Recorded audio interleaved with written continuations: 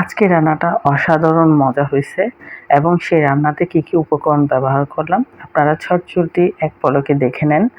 তো হচ্ছে আমার মাংস ভিজানো ছিল, তারপরে হচ্ছে পেঁয়াজ, আদা, রসুন, কাঁচামরিচ, ধনেপাতা, পেঁপে সব কিছু নিয়ে নিলাম। তারপরে হচ্ছে মাংসটা ধুয়ে এখন হচ্ছে প্রেশার কুকারে নিলাম। আজকে প্রেশার কুকারে রান্না করব, যেহেতু হাড়যুক্ত গরুর মাংস, তাই জন্য প্রেশার কুকারে আজকে রান্না করার খুব ইচ্ছে করতেছিল, যেহেতু তাড়াতাড়ি হয়ে যায়।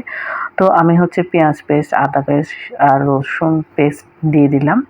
তারপরে হচ্ছে লাল মরিচ গুঁড়ো, হলুদ গুঁড়ো আর হচ্ছে ধনিয়ার গুঁড়ো দিয়ে দিলাম। পরিমাণ মতো লবণ দিয়ে দিলাম। তারপর হচ্ছে আমি ওইটা হয়তো বা স্কিপ করে গেছি, গরম মশলাগুলো অর্থাৎ যেগুলো আস্ত মশলা হচ্ছে দারচিনি, তেজপাতা, লং, এলাচ সেগুলোও দিলাম এবং একটু রাঁধুনি মাংসের মশলা দিয়ে হাতে মাখিয়ে জাস্ট হাতটা ধুয়ে অল্প একটু পানি দিয়ে এখন হচ্ছে আমি প্রেশার কুকারে দিয়ে দিচ্ছি। আর একটা টিপস হচ্ছে, প্রেশার কুকারে আসলে পানির পরিমাণটা কম দিলে ওইটা কিন্তু উপরের দিকে উঠে আসে না। তো যাই হোক, 2 সিটি দেওয়ার পরে হচ্ছে ঢাকনাটা খুলে এবার ছোলার ডালগুলো দিয়ে ফেলতেছি।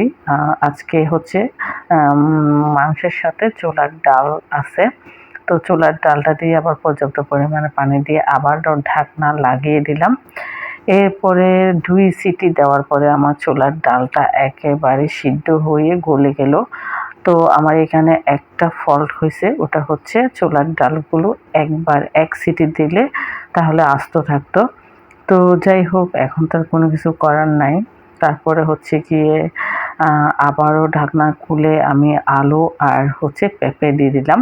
তো আজকে আমার গরুর মাংস রান্নাটা হচ্ছে ডাল, আলু, পেঁপে, তারপর হচ্ছে আবার টমেটো কুচি আর হচ্ছে ধনেপাতা কুচি, এগুলো যেহেতু বিলাতি ধনেপাতা তাই জন্য আগে আগে দিয়ে দিলাম, আর হচ্ছে আস্ত কাঁচামরিচ।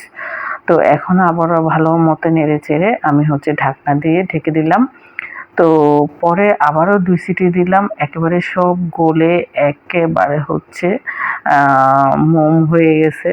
তারপরে এখন আমি তেলের বাগারটা দিয়ে দিয়েছি। তেলের মধ্যে পেঁয়াজ কুচি আর রসুন কুচি দিয়ে তেলের বাগারটা দেওয়ার পরে সেই সুন্দর একটা ঘ্রাণ মোমো করতেছিল।